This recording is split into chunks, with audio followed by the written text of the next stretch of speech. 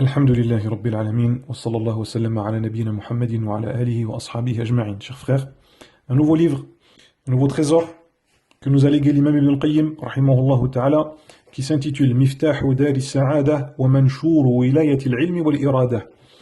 Donc ce livre qu'on pourrait traduire par la clé qui ouvre la demeure de la félicité, du bonheur, et le décret qui octroie l'autorité à la science et à la volonté. Le décret qui octroie l'autorité à la science et à la volonté. Al-Manshur, ou Manshur al-Wilaya, ou Manshur al-Wilayat al-Ilm wal-Irada. Al-Manshur, en arabe, c'est un décret ou un arrêté ou un acte qui accorde un certain privilège. C'est un acte qui accorde un certain privilège. Donc ici, en l'occurrence, qui accorde un privilège à la science et à la volonté. Pourquoi? Parce que comme il l'explique très bien l'auteur dans son livre, c'est que l'être humain, il ne peut se passer de science et de volonté. Il doit savoir et il doit vouloir. Donc il y a ceux qui savent et qui veulent, c'est-à-dire faire des bonnes actions et éviter les mauvaises. Il y a ceux qui savent mais qui ne veulent pas, ils n'ont pas de volonté, ou alors leur volonté elle est très faible, ou alors elle est mal placée, elle est mal orientée, elle est orientée vers la désobéissance. Il y a ceux qui ne savent pas, les ignorants, et qui veulent, donc ils font n'importe quoi. Et il y a ceux qui ne savent pas et qui ne veulent pas, ça c'est la pire des catégories, wal-'iyadhu billah. Donc ce livre, il tourne autour de ça, autour de la science, et autour de la volonté et de l'amour d'Allah subhanahu wa ta'ala, comme c'est un peu toujours la même thématique qu'on retrouve dans les ouvrages de l'imam Ibn al-Qayyim, rahimahullah ta'ala. Alors en introduction de ce livre, l'auteur, rahimahullah ta'ala, il a évoqué la sagesse qu'il y a dans l'expulsion de notre père Adam, du paradis. Il y en a qui peuvent se poser la question légitimement, pourquoi est-ce que Allah il a créé Adam, ensuite il l'a expulsé du paradis et qu'il l'a placé sur la terre? Pourquoi? Eh bien l'auteur, rahimahullah ta'ala, il répond à cette question et il n'a pas cité une ou deux raisons, il en a cité 25. Il a cité 25 sagesses, 25 raisons pour lesquelles Allah subhanahu wa ta'ala il a expulsé Adam de son paradis et qu'il l'a installé sur la terre pour l'y faire vivre, mourir, ressusciter ensuite et retourner dans sa demeure initiale qui est soit le paradis ou alors qu'Allah nous préserve l'enfer. Ensuite l'auteur, après cette introduction, il a évoqué, il a rappelé l'engagement qu'Allah il a pris de ses serviteurs. Cet engagement qui est cité à deux reprises dans le Coran,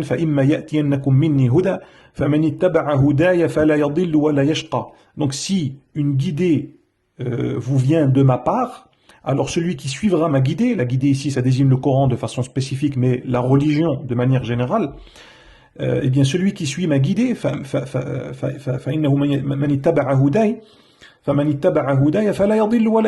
bien il ne sera pas égaré dans ce bas monde et il ne sera pas malheureux dans l'au-delà. Quant à celui qui se détourne de mon rappel, qui est le Coran de façon particulière et la religion d'Allah de façon plus large, eh bien il subira une vie malheureuse, il aura une vie à l'étroite, une vie pleine d'angoisse. Et il a parlé de ça en détail. Ensuite l'auteur, il est rentré dans le vif du sujet, donc il a parlé de la science, et il a évoqué plus de 150 preuves du Coran, des hadiths, des paroles des compagnons, et ainsi de suite, qui montrent la valeur, le mérite et la supériorité de la science en islam. Donc il a expliqué de très belle manière les versets du Coran sur la science, les hadiths du prophète sallallahu alayhi wa sallam sur les savants, sur la connaissance, sur l'apprentissage, sur le mérite de lire, d'étudier et ainsi de suite, de se déplacer pour apprendre la religion.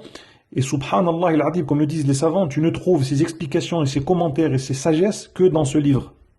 Les explications de ces hadiths, vraiment, c'est l'apothéose, si on peut dire, le summum du commentaire des hadiths du prophète sallallahu alayhi wa sallam. Il a extirpé, il a tiré des enseignements, des leçons, des sagesses, l'auteur, que tu ne trouves nulle part ailleurs. Voilà, tu les trouves nulle part ailleurs, tu les trouves pas dans un autre ouvrage, excepté celui-ci.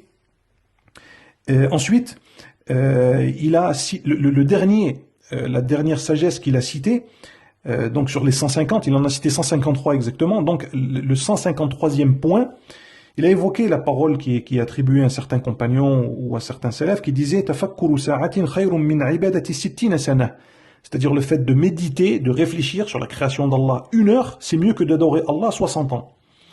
Et donc qu'est-ce qu'il a fait? Il a rebondi sur ce dernier point pour parler de quoi? Pour parler de la création d'Allah subhanahu wa ta'ala. Donc il a passé en revue un grand nombre de créatures. Pourquoi est-ce qu'Allah il a créé le soleil? Pourquoi est-ce qu'il a créé la lune? Pourquoi il a créé les étoiles? Pourquoi il a créé ceci, les arbres? Pourquoi il a créé telle et telle chose?